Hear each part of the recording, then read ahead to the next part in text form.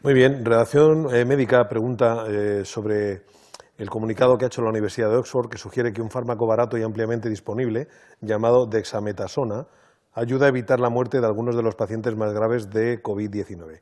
¿Cómo se ve en sanidad este avance? ¿Valora aplicarlo a los pacientes de nuestro país? Es algo por lo que también pregunta Cibio, ¿qué opina de los resultados sobre la dexametasona que ha anunciado la Universidad de Oxford a través de una nota de prensa? Bueno, este resultado de la Universidad de Oxford forma parte de un gran estudio, se llama Recovery, si no me equivoco. Creo que recordarán un estudio que mencionamos hace unas semanas que había realizado la OMS, en el que en uno de los brazos del estudio se estaba utilizando la hidroxicloroquina como un posible medicamento que podía prevenir la transmisión de la enfermedad. Este es un estudio de similares características en los que uno de los brazos es la dexametasona, que es un corticosteroide, es un medicamento que es frecuente para el tratamiento de muchísimas otras enfermedades y en España se utiliza igual que en otros países para tratar muchas otras enfermedades. Este medicamento ya se ha utilizado en muchos países de forma, digamos, compasiva, es decir, es un tratamiento sintomático más bien. Pero es cierto que el hacer un ensayo clínico que nos garantiza o que nos prueba que este medicamento tiene un efecto beneficioso es importante. Esto confirma las hipótesis que había de que su uso podía reducir la letalidad. Eso es importante. Afortunadamente en muchos pacientes ya se había utilizado, pero lo cierto es que esto incita a utilizarlo más.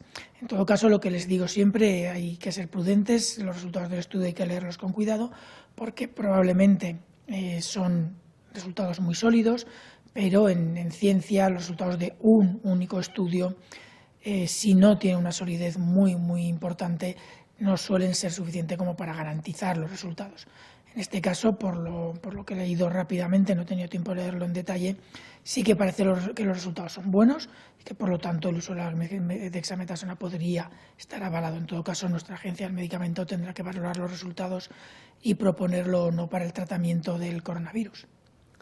Cibio, por cierto, añade esta otra pregunta. La Sociedad Española de Sanidad Ambiental y la Sociedad Española de Salud Pública emitieron hace unos días un comunicado sobre el uso de sistemas de aire acondicionado.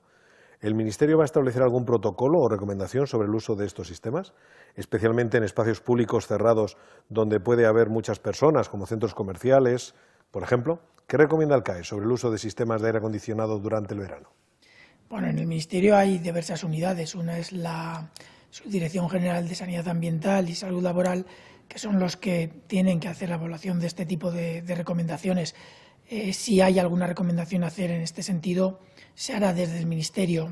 Poco más tengo que decir. No es un área de especialización dentro del equipo del CAES y, por lo tanto, nosotros nos apoyaremos en lo que los expertos del Ministerio en esta área concreta planteen.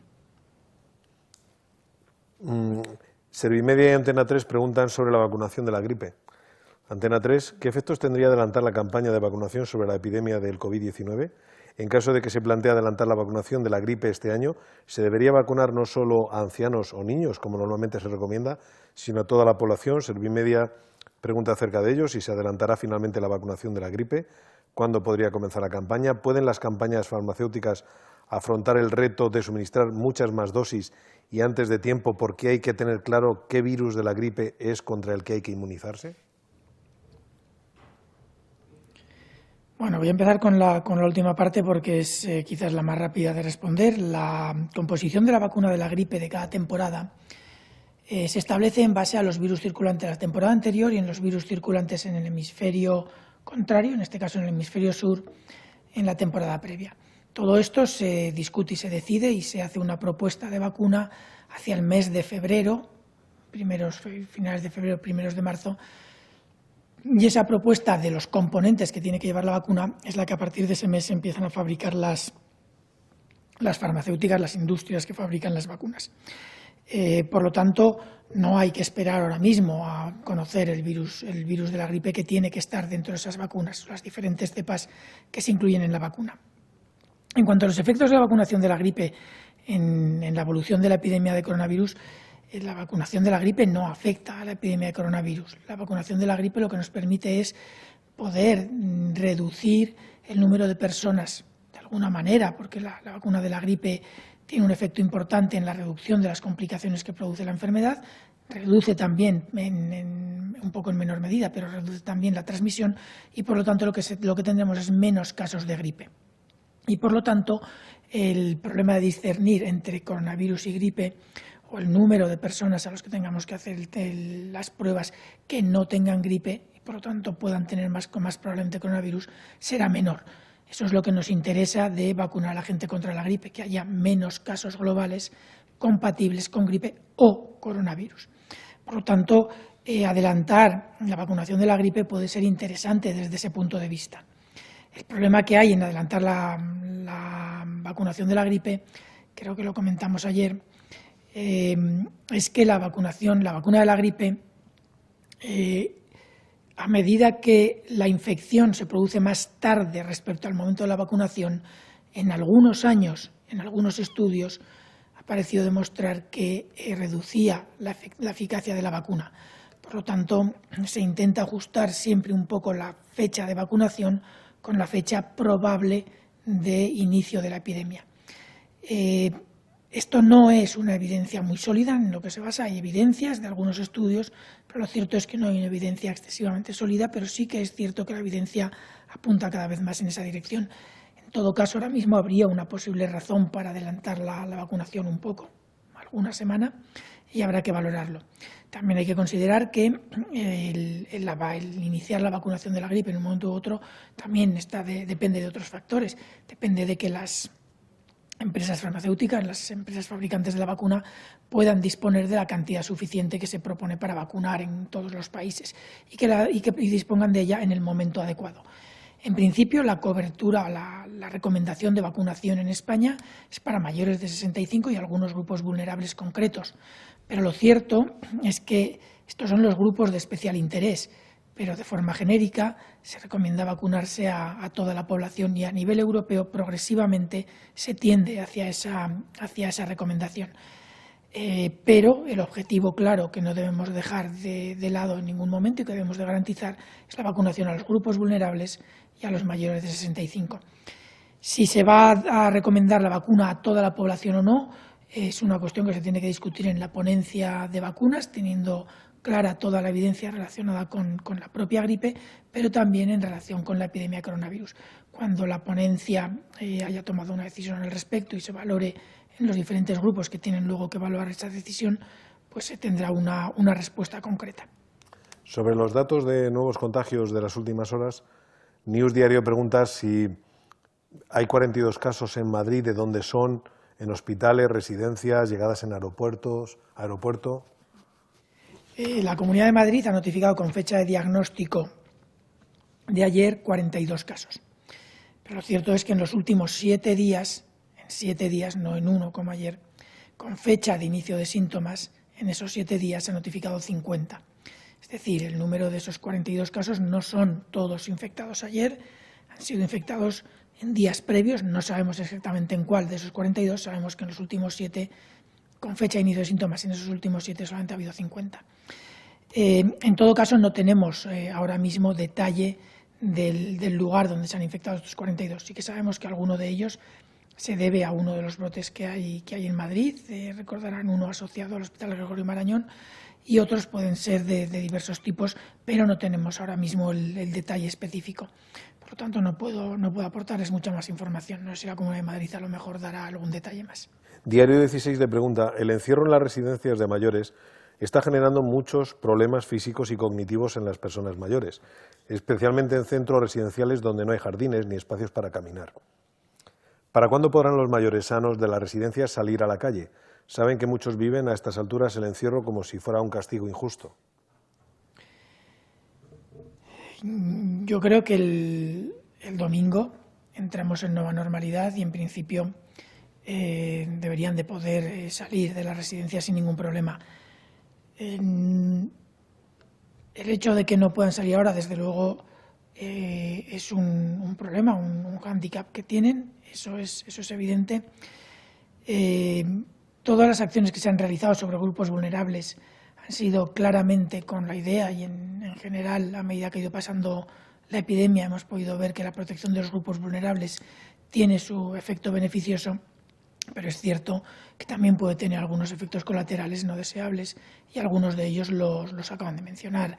En personas muy mayores con algún deterioro cognitivo puede incluso agravarlo y en otros se requiere que las personas de cierta edad hagan un cierto ejercicio físico diario y eso en algunos casos ha podido generar problemas que habrá que solucionar y recuperar progresivamente.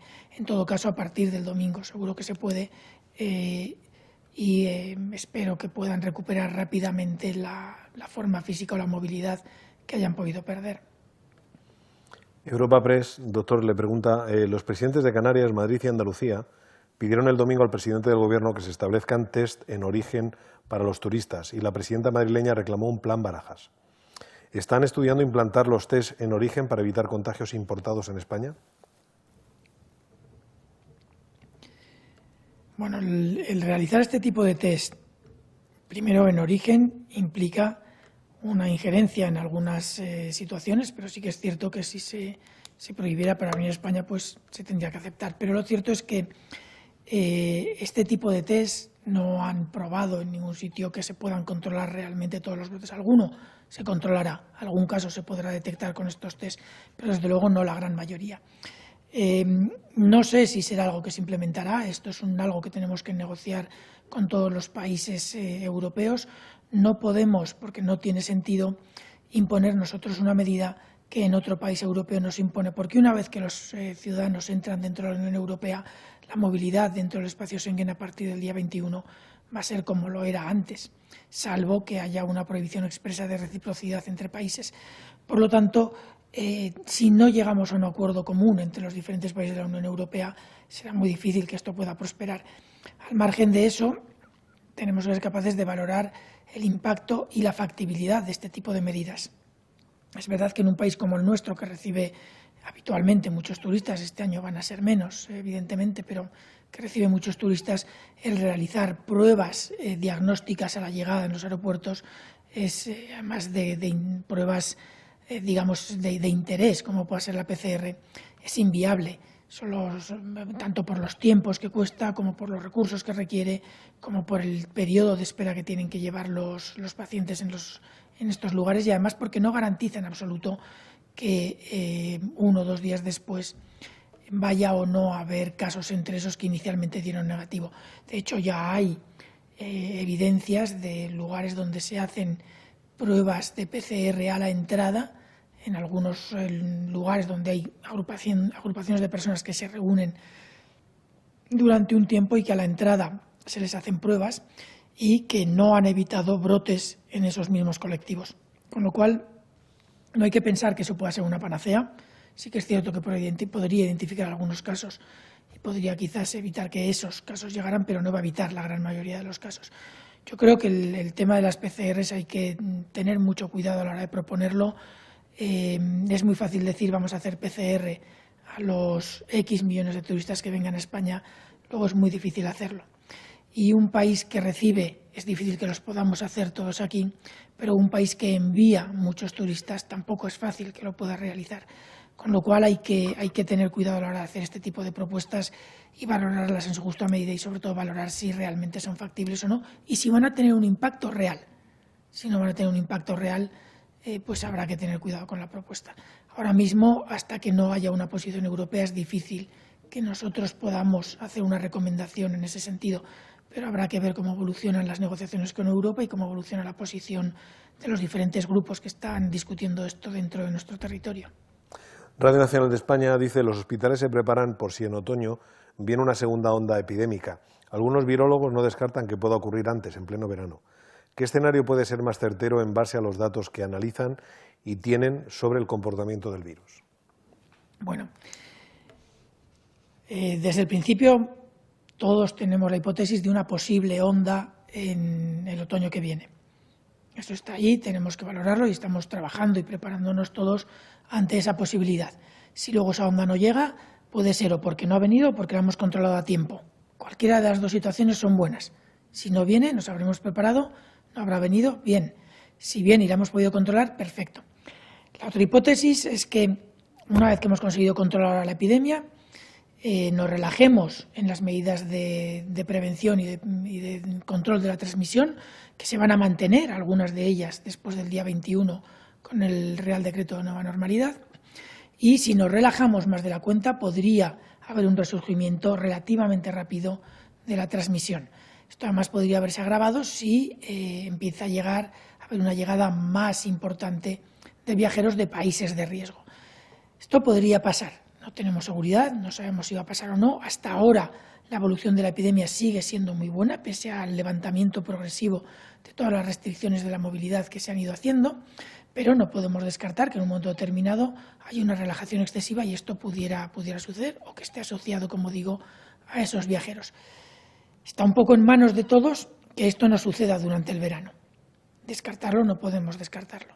Lo que sí que sabemos es que ahora estamos detectando de forma muy precoz los brotes asociados a cualquier tipo de ámbito.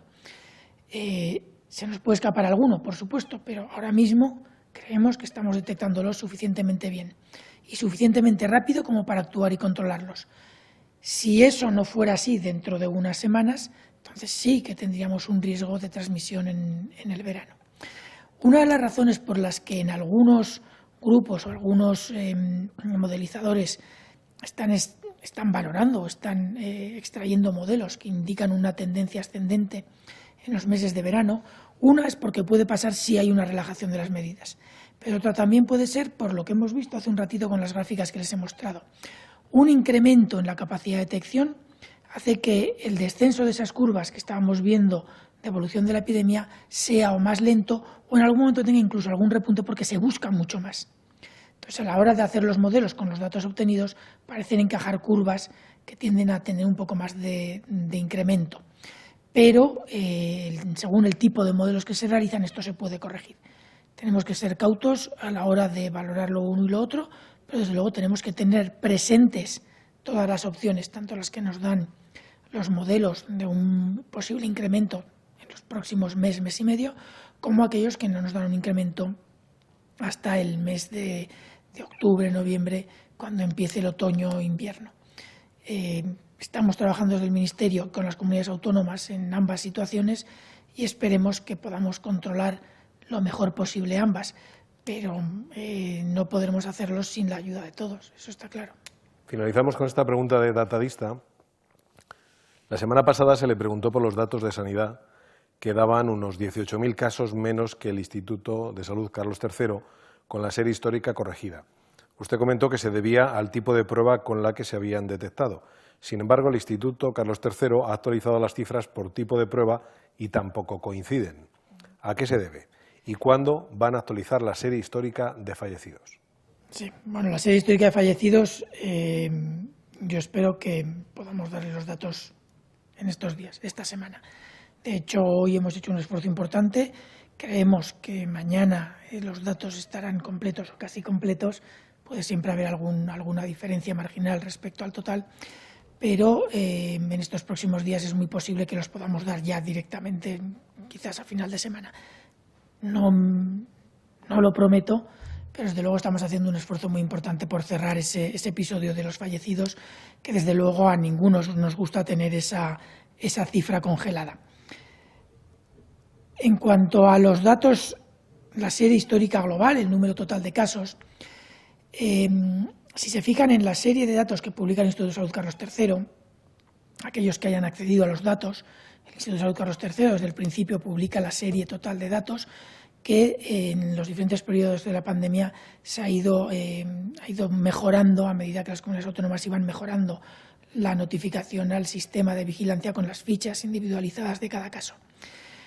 Durante un periodo de la pandemia, debido al gran retraso que había en las fichas individualizadas a nivel nacional para poder hacer un seguimiento de la evolución de la pandemia, se optó por utilizar datos agregados que transmitían las comunidades y que no implicaba completar los datos de cada una de las fichas de los pacientes. Y por lo tanto, ahí empieza a haber ya alguna diferencia, no muy grande, entre lo que propone el Carlos III y lo que da el Ministerio.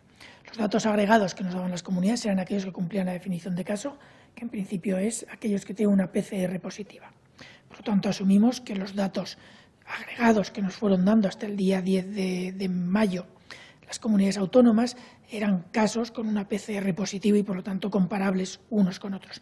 Pero si se fijan en la serie que publica el Instituto de Salud Carlos III, al desagregar por tipo de prueba hay hasta 50.000, me parece que son 780 o algo así, 50.700 y pico, cerca de 51.000 casos con ficha individualizada en los que no figura el tipo de prueba que se les hizo a esos casos. Muchos de esos, su prueba será por PCR y por lo tanto habrá que incluirlos en la serie de pruebas por PCR. Algunos les habrán hecho otro tipo de pruebas que serán o no concluyentes y por lo tanto no habrá que incluirlos en la serie de PCRs. En general, los datos de pruebas por PCR más lo que consideramos que muy probablemente cuando se termine de cerrar esos datos sean pruebas por PCR de aquellos que ahora desconocemos, acabará siendo poco más o menos lo que los datos que hemos publicado en el Ministerio desde el principio van dando. Y de hecho, cuando hemos hecho estimaciones con el Carlos III de cómo podrían resultar las series finales, son prácticamente los mismos datos. Puede haber diferencias marginales que no son realmente significativas.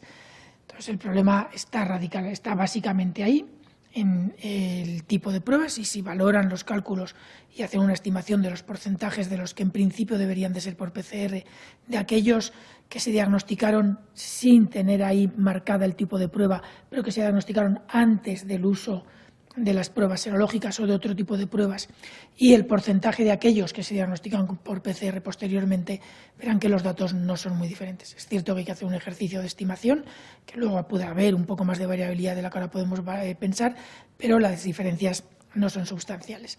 Sí que es cierto que al trabajar con datos más detallados e individualizados, hay que tener más cuidado a la hora de interpretarlos, porque puede suceder este tipo de situaciones en el que datos incompletos de algunas fichas pueden no permitirnos valorar el resultado real que queremos obtener. En todo caso, ya les digo que esto se está corrigiendo progresivamente y en breve estarán también todas las series completas, esperemos, incluso con el tipo de muestra. Doctor Simón, pues muchísimas gracias y buenas tardes. Gracias a ustedes.